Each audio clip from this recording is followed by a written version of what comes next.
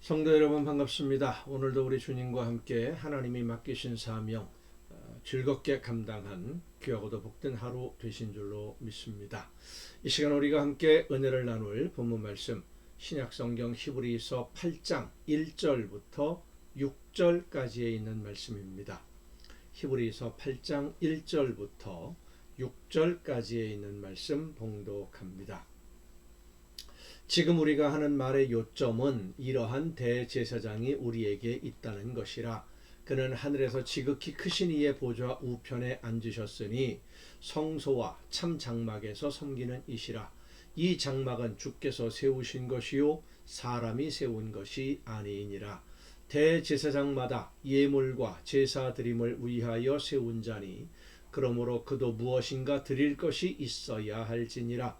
예수께서 만일 땅에 계셨더라면 제사장이 되지 아니하셨을 것이니 이는 율법을 따라 예물을 드리는 제사장이 있음이라. 그들이 섬기는 것은 하늘에 있는 것의 모형과 그림자라.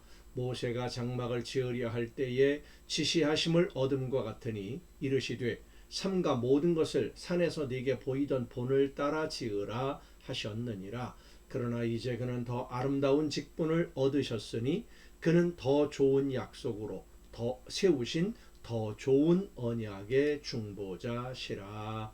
아멘.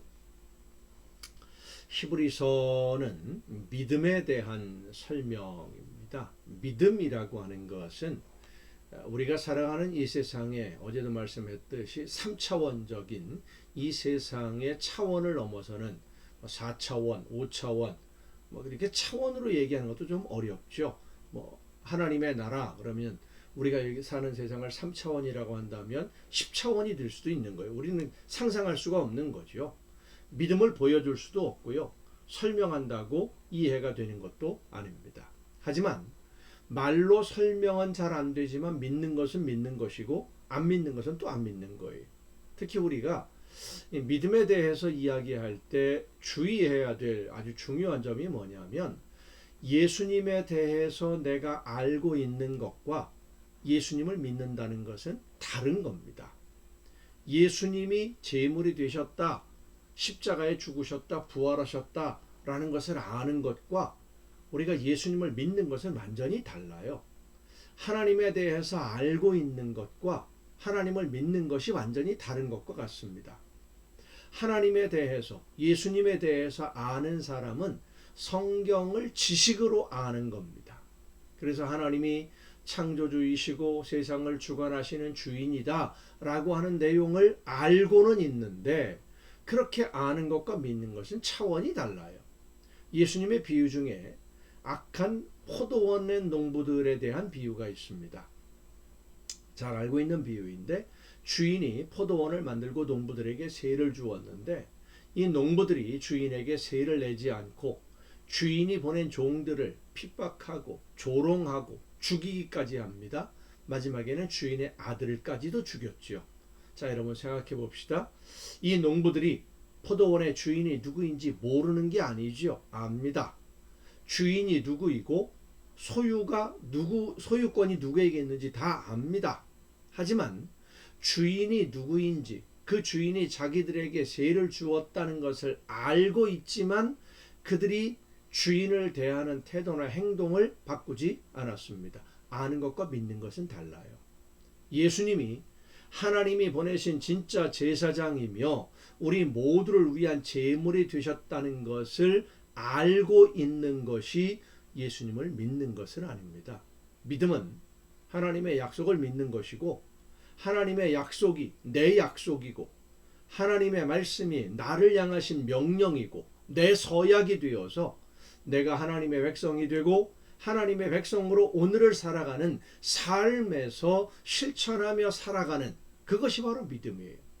아는 것과 믿음은 완전히 차원이 다릅니다. 그런데 오늘 많은 성도들이 아는 것을 믿음이라고 착각합니다. 그래서 히브리서는 아는 것이 믿음이 아니라 믿고 실천하며 순종하는 것이 믿음이다 라는 것을 설명을 하는데 이 믿음이라고 하는 것도 사실 말로 설명하기가 어려운 거죠. 근데 이 믿음에 대한 설명 중에 예수님을 어떤 분으로 믿느냐 하는 것이 정말로 중요한 문제입니다.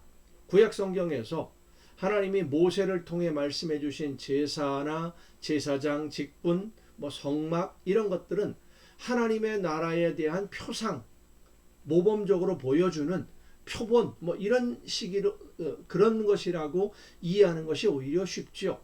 이 세상에 있는 제도나 의식이 완전한 것이 아니라, 제물이 완전한 게 아니라 하나님이 원하시는 것을 사람들이 이해할 수 있는, 그 당시에 사람들이 이해할 수 있는 방법으로 보여주시고 설명한 제도가 제사 제도라고 하는 겁니다. 그래서 제사 제도가, 제물이 사람들의 죄를 없애주는 것이 아니라 예수 그리스도라는 죄 없는 완전한 제물로 용서함을 받게 되는 진짜 제사를 설명하기 위한 표상, 실제로 그런 것이 아니라, 죄가 없어지는 것이 아니라 예수님의 제물 되심을 설명하기 위한 예였다라고 하는 겁니다. 그렇지만 이 구약의 제사가 아무 능력이 없는 가짜라는 말은 아닙니다. 비록 완전한 제물이 아니고 완전한 제사장이 아니기 때문에 부족한 부분들이 많이 있지만, 하나님이 그 예물을, 제물을 드리는 그 사람의 회개하는 마음, 그 믿음을 보시고 죄를 덮어주시는 것이지, 제물 때문에 죄를 용서하시는 것은 아니라는 사실입니다. 자, 예를 들면 이렇게 설명할 수 있습니다. 한 사람이 500억이라는 빚을 졌어요. 갚을 수가 없지요. 그 빚진 사람의 처지가 아주 딱하게 되었다라는 것을 알고는 빚을 준 사람이 가만히 보니까 정말 열심히 살고 있거든요. 돈을 함부로 사용하지 않는 사람인데 이게 시대를 잘못 만나서 빚을 진 거예요. 그래서 빚을 준 사람이 불러서 말을 합니다. 당신 마당에 아주 잘생긴 돌멩이 하나가 있던데 그 돌을 가지고 나에게 와라. 내일 아침 10시까지 돌을 가지고 오면 내가 그 돌을 500억에 사겠다. 빚을 청산해 주겠다는 얘기죠. 자, 그 말을 듣고 믿으면 돌을 가지고 빚 준 사람에게 가면 빚이 청산이 됩니다. 근데 똑같은 말을 들었는데 그럴 수도 있겠다라고 생각을 하면서도, 헤이, 어떻게 양심이 있지 사람이 그럴 수가 있겠나. 돌을 안 가지고 가면 빚은 그대로 있는 거예요. 제사와 제물이 그런 의미였다는 겁니다. 제물이 죄를 용서할 만한, 죄가 용서받을 만한 가치가 있어서 용서하는 것이 아니라, 죄를 덮는 것이 아니라 그 제물을 드리는 사람의 믿음을 보시고 죄를 덮으시는 것이지요. 자, 그러면 우리가 이 세상에서 진짜 제사장을 만나서 진짜 제사를 드림으로 진짜 용서를 받을 수 있겠느냐? 이 진짜 제사장이 진짜 제물로, 가짜가 아닌, 짐승의 제물이 아닌 진짜 제물로 우리를 대신해서 제물이 되신 사건이 바로 십자가 사건이고, 그 사건의 주인이 바로 예수님이시고, 그 예수님이 대제사장으로 오늘 우리와 함께 하신다라는 것을 지금 예수님에 대한 설명을 하는 거예요. 그걸 믿으다, 예수님을 믿는다는 것이 예수님이 이런 일을 하셨다는 것을 믿는 것이고, 그러면 그 이후에 그걸 믿는 사람들은 그럼 어떤 삶을, 그 믿음으로 어떻게 살아야 되느냐 하는 문제가 이제 그 뒤에 이어서 설명이 계속되어집니다. 기도하겠습니다.